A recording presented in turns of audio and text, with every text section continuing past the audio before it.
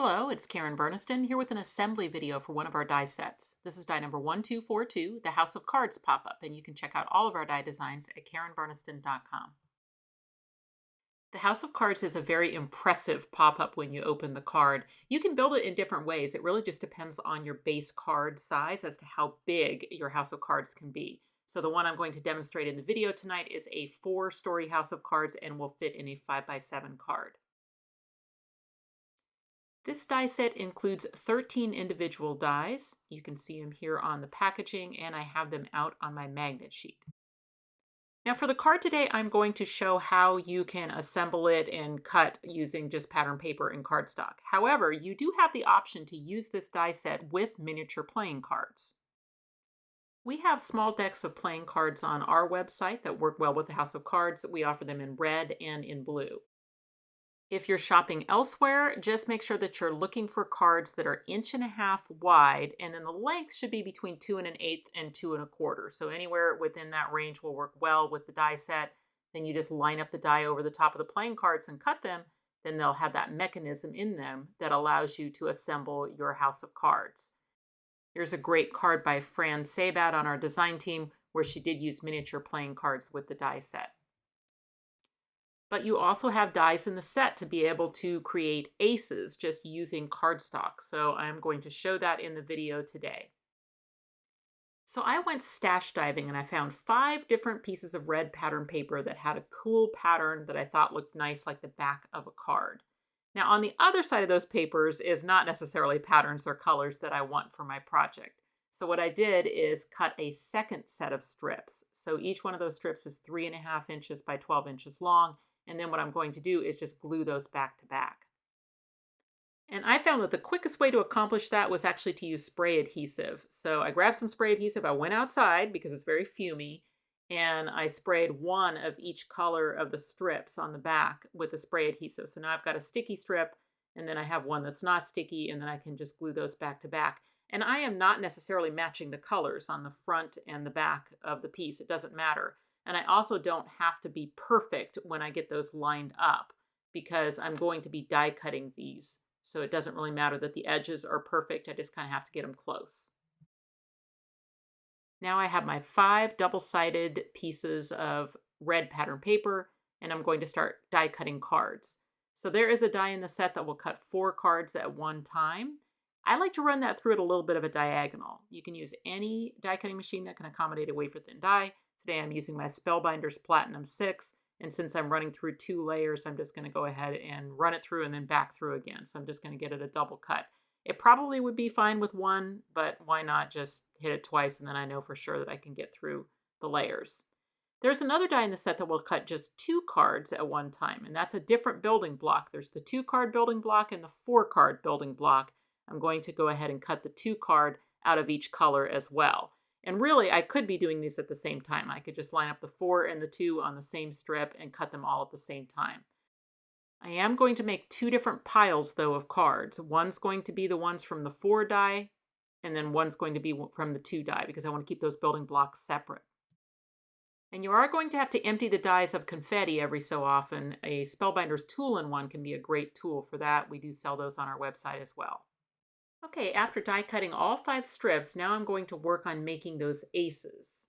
So here's what I'm going to do. I'm going to take the same 2 dies, the one that cuts the 4 cards, the one that cuts the 2 cards, but now I have my machine set up with an embossing sandwich, and I'm actually going to just emboss the shapes into the white cardstock instead of die cutting. All of the machines will be able to emboss a wafer thin die, but the sandwich may be a little different depending on the machine. So just check on YouTube if you're using something different than a Platinum 6 for what is the proper sandwich to emboss a wafer thin die. What the embossing step does is it gives me a visual of where all the cards are, and that's helpful to me for when I'm laying out the pieces to make them into aces. So now I'm going to put my cutting sandwich back in my machine, and I've got red and black cardstock with double-sided adhesive tape on the back. That's optional, but I just like it because then all of my little suits and A's are stickers. And then I'm just going to go into the set and grab the pieces for all of those suits. And then there is also a die that cuts 4 A's at one time. So I'll need that out of both black and red. So I'll just cut with one color on this first pass and then switch it over and do the other color. So because I embossed into the piece, I can now see where each playing card is going to be, and then that helps me lay out all of the pieces to construct the aces. So once I have all of my embossed cards decorated, then I can take the dies and set them into those grooves again, and then tape them into place and run them through. So here's why this is the best way to do this, because now in the die cutting process, it's also cut through the A's, the suits, anything that crossed a mechanism has been die cut so that it can still be assembled. So as you can imagine, if you cut all of your pieces first, like out of white cardstock, and then you started adding A's and suits, you'd either have to avoid the mechanism or cut it back into the card. So I have a mix here of aces that were cut with the 2-card die and then aces that were cut with the 4-card die. And the 2-card die has a slot up the middle or notches in the middle. So that's how you can tell that that was cut with the 2-card die. So those I'm just going to put in my 2-card pile. The rest of the aces were cut with the 4-card die. And those all have a center mechanism that is a hole at the top and a tab at the bottom, and that area around the tab I like to think of as the golf club. So that little shape where my finger is, it just makes me think of the end of a golf club. So the 4 cards that one die cuts, when you arrange them with golf clubs all pointing outwards, you will have 2 with slots on the outside and 2 with slots on the inside. The first story of the House of Cards is really important because it's what's holding everything up. And so for that first story, you do need to use the 4 cards that came out of the 4-card die. So I've laid out the aces here, but I would rather not actually use all of my aces on the first floor. So that's fine. I could trade out for some of my pattern paper cards, but I just need to make sure that I'm trading the exact same mechanism. So all 4 of these are a little bit different. So as I grab a pattern paper one, I need to only trade it for the ace that has the exact same mechanism in it. So golf club at the bottom, pointed outward, slot on the right, that's ace of diamonds there. So I can swap that one out. And then if I want to swap out one more, I just have to grab a card that has the exact same mechanism. So I look at the golf club at the bottom, make sure that it's pointing to the outside. If I dig out all of my confetti, slot towards the inside, that's the ace of spades. Okay, now let's make that building block the first story of our House of Cards. So I'm going to take the 2 cards that have slots towards the inside and lay them over the top of each other until the slots line up. Now it doesn't matter which card is on top, that's just your preference. Then I take one of the notched cards and I get the notch in through both slots at the bottom. So I seat that notch down through the cards until it's in the bottom. Then I fold that little tab down at the top of the card, get it through the slot, and then unfold it. Okay, then I'm going to take my final card, get the notches through from the back side, fold down the tab at the top, get it through the slot, and then unfold. Okay, so there's my first story of my house. Now, one thing I'm noticing is that little bit of the ace, I wish that I would have put that card on the back side of the front one. But this is what's nice about the House of Cards is you can take things apart. So I can get one of those notched cards out, this one, and then move it to the front of this one. See, and then I won't see that little bit of ace from the front. So it's just up to you. It doesn't matter which is in front and which one is in back. So if you can master this little building block, which is taking the 4 cards from the 4-card die and basically making a double wide X out of them, then that is going to be a building block that you're going to use a lot in the sculpture. And for the first story, it's important that all the golf clubs point outward. So you can check that right now. I can see that my golf clubs line up when it's in its flat position, and it doesn't matter how I flatten it. In other words, I can go all the way around and all of those golf clubs line up and they're always pointing to the outside. Okay, so if you take your time with that first story and make sure that your golf clubs are all oriented correctly, you will get a happier House of Cards. But for the second story, third story, fourth story, it's not as important that you make sure that the golf clubs point a certain way. They just always have to be at the bottom. So it doesn't matter if they point inward or they point outward as long as they're at the bottom. And once again, I'm going to make one of those 4-card building blocks. And this time I'm not paying attention to whether I have exactly, the golf clubs pointing one direction or the other. I'm just more looking at the color of the cards so that I have a nice variety. So I line 2 slots up over the top of each other.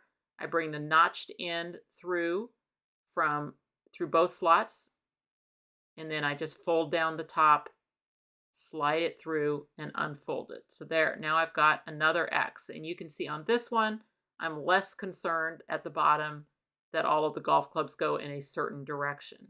Okay, I just mainly want to make sure that they're all at the bottom. Okay, as I move on to my next X, I want to make sure that I'm starting with the correct thing out on the end. So I'm going to need notches to go through that slot right there. So this one will be a good one to start with. It has a slot on the inside and notches on the outside. So then I need to find another one with a slot, a golf club at the bottom. Then I need to find ones with notches towards the inside when the golf club is at the bottom. So again, I'm just looking through my colors and just kind of figuring out, it doesn't really matter which one I use, it's just about notches and slots now. So then once again, I get my notch through the slots, slide through, unfold on the backside, and then I need to find another one. The only important thing is that the golf club is at the bottom. It doesn't matter which direction it points at the bottom as long as it's at the bottom. So then again, from the back side, I can get that in, fold down my little tab. So get the notch through both slots and then unfold. Okay, so now I can take these 2 X's and join them together. See, so it's just always just notches and slots. And you can take it apart. So if you end up looking at it and going, oh no, I put one together and the golf club's at the top, or I don't like that color, I want to take that one out and put it somewhere else. You can absolutely take them apart as need be. Okay, so I have my 2 X's put together, and now I'm going to essentially put a half X on either end, and that will turn this from 2 X's into 3 squares. So again, just making sure golf club is at the bottom, but I don't care which direction it points. I'm going to get a card out on the end, and then I have to find one that will finish out that square. So notches on this side, fold down, unfold, and then on this side, getting the notches through. So you can see the way that these build together. It's just notches and slots, notches and slots. And then same thing on the left side. I just need to find a card that I can get the notches through the slot, unfold, and then got to find one for my final card. So it's just about making sure that it's got the mechanism the right way and that the golf club is at the bottom. And then I'm just kind of trying to mix and match the colors. So that's the other thing I'm looking at is which colors. All right, so there I have 3 squares put together. That's going to be my second story. And if I use the golf club tabs to connect the center square of my second story through the holes at the top of my first story, then that is how I connect each story to the next one, just using those golf club tabs and the holes at the top of the card below. So you can see how that's going to operate now. That will just open and close. Okay, so that's how the 4-card building blocks work. Now let's talk about the 2-card building blocks. With the 2 cards, it's notches and slots in the middle. So the golf clubs are on the outside corners. So you look and you find one that has notches up the middle, you find one that has slots up the middle, and then you need to get those together. So the notched one has to fold down. In this case, there's a score line to be able to fold all the way from the center notch out to the end and at the bottom. And then if you get the bottom one in first, then get the top of the slot in, then you can kind of wiggle the slot and just slide it along that card until it's all the way seated in the middle and then unfold. So that's just a little 2-card building block. And those little 2-card building blocks can span the squares that are made by the 4-card building blocks. So there's just different ways that you can combine these together. So in this case, I'm going to have a row of 3 little 2-card building blocks as my third story. And just be prepared to put tabs back into holes while you're in the process of building your house of cards. So you're moving this thing this way and that way, and it's quite possible that something's going to slip out during the construction process. Then I'm just going to repeat that process 2 more times to make 2 more 2-card building blocks to go on the squares of my second story. So this is creating my third story of the house of cards. Okay, and then the final 2-card building block is going to go in that right square. So just wiggling those golf club tabs into the holes of the square below. And now I have 3 stories on my house of cards. Okay, for my 4th and final story, I'm going to go back to my 4-card building blocks. And now, because I'm getting down to fewer cards, I'm just going to go ahead and lay them all out with golf clubs facing downward. Okay, so this one's just going to be 2 big X's. So remember, I line up the slots over the top of each other, find one that has notches, get that through the slots, another one that has notches for the back side, and then I have my first X. Then I build my second X, and then I join them together. So the 4th and final story of my house of cards, I'm going to just do as a double 4-card X. And then that's going to sit on top of there. And then once again, I just have to get the golf clubs through the holes on the 2nd story. So just going around and wiggling those through. And there it is, my 4-story house of cards. You can see it from the side there. And now let's get this placed inside a card. There are 2 identical dies in the set that will each cut half of the base. Now, I don't really like flimsy cardstock for that base. I like to have a more solid piece. If you've got a 100-pound, great, or at least 80-pound, but I definitely wouldn't use like that 65-pound really light cardstock for the base. Okay, so first thing I'm going to do is just get the little holes out of the piece, and then I'm going to work all of the folds. Now, I always find it easier to fold towards myself with a die that has scored, but then in this case, I'm going to reverse all those folds so that they become mountain folds where I'm folding away from myself. And both pieces are going to fold identical. So getting the holes out and then just working all of the folds in the piece towards myself first to kind of break the fold, and then immediately reversing all of them so that they are all mountain folds, meaning folding away from myself.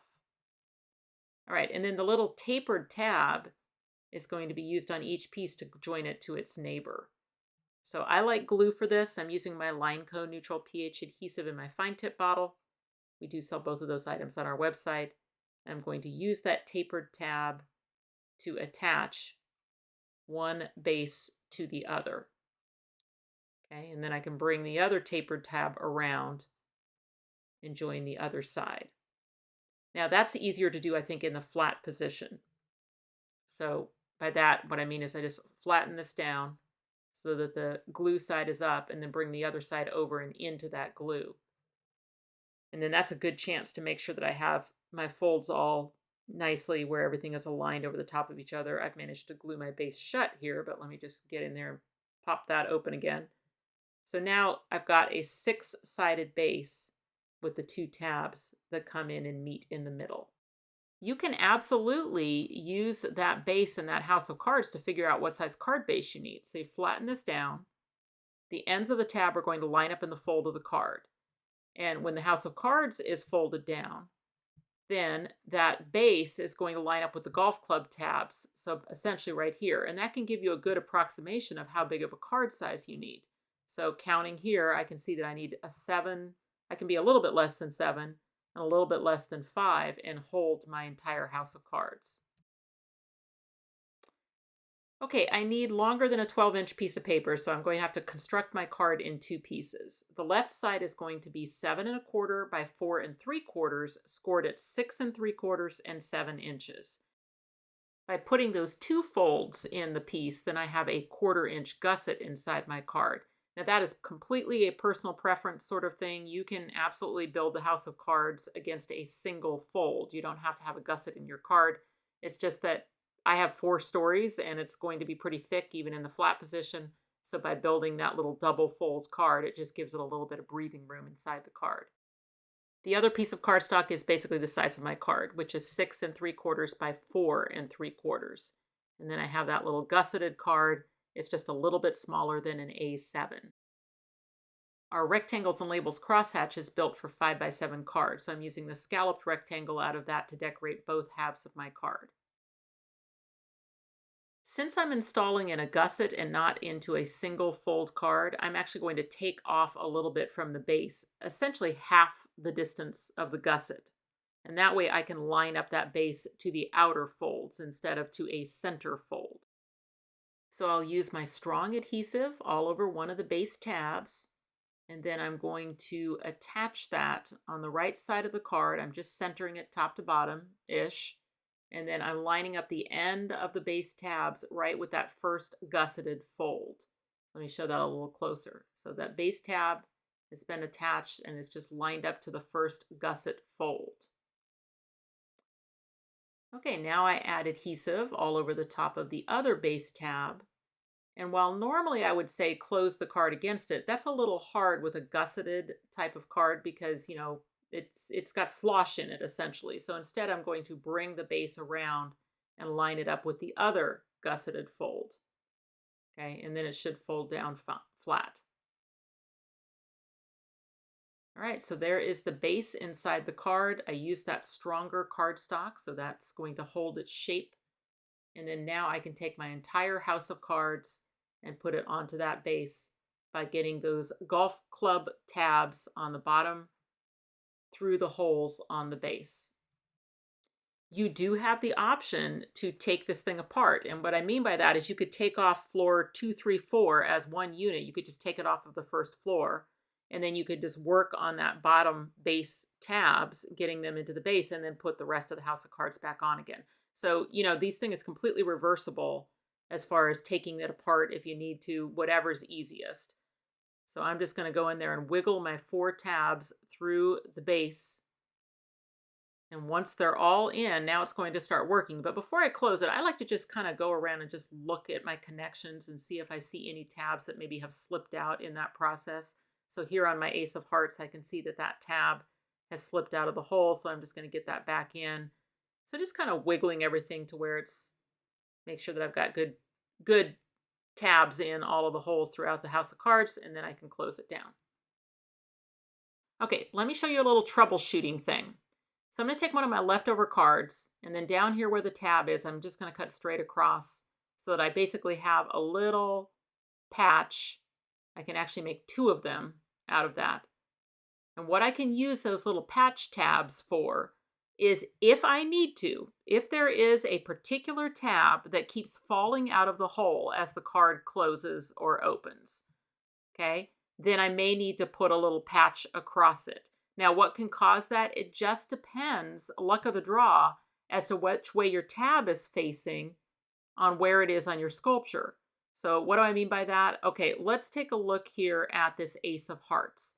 The tab is coming through the hole such that as I close the card, the tab tends to fall down into the hole. But the Ace of Diamonds, the tab is going the other direction. So as the card closes, it tends to fall out of the hole. So I think it's easier to add these little patches if you need them than it is to have to really worry as you're constructing which way your tabs go. I think it's better just to construct it, have fun with it. It's so easy to go in after the thing is made, discover any tabs that you think need a little patch, and then go in and patch across them. And what that's going to do is it's going to permanently attach that card to that hole. You're not going to be able to take that apart anymore once you get that little patch in there. So, you know, make sure that you've got your sculpture the way you like it before you do these. You may not need them at all. My card was actually working just fine, but I wanted to show the technique for if that ends up being a problem. So the little patch is going to go through the hole and attaching to, in my case, the Ace of Diamonds. And then now that is going to be permanently attached. It cannot slip out anymore. Now, in my case, it actually wasn't falling out of the hole, but I wanted to show that technique so that you do know how to troubleshoot these if you ever have a tab that's consistently falling out of the hole. It's easier just to patch it than it is to take the thing apart and find a different card, you know, that the tab goes through the other direction. Why bother with any of that when it's so easy just to add those little patches if you need them? The 3 dies I'm using in addition to the House of Cards for this one is our new Word Set 17, congratulations, the Game Charms, and then I'm going to use our Rectangles and Labels Crosshatch. For the embellishments on the inside of the card, I keep them towards the outside edges so that they don't become a catch point for the house of cards when it collapses down. So just on the outside edges of the card.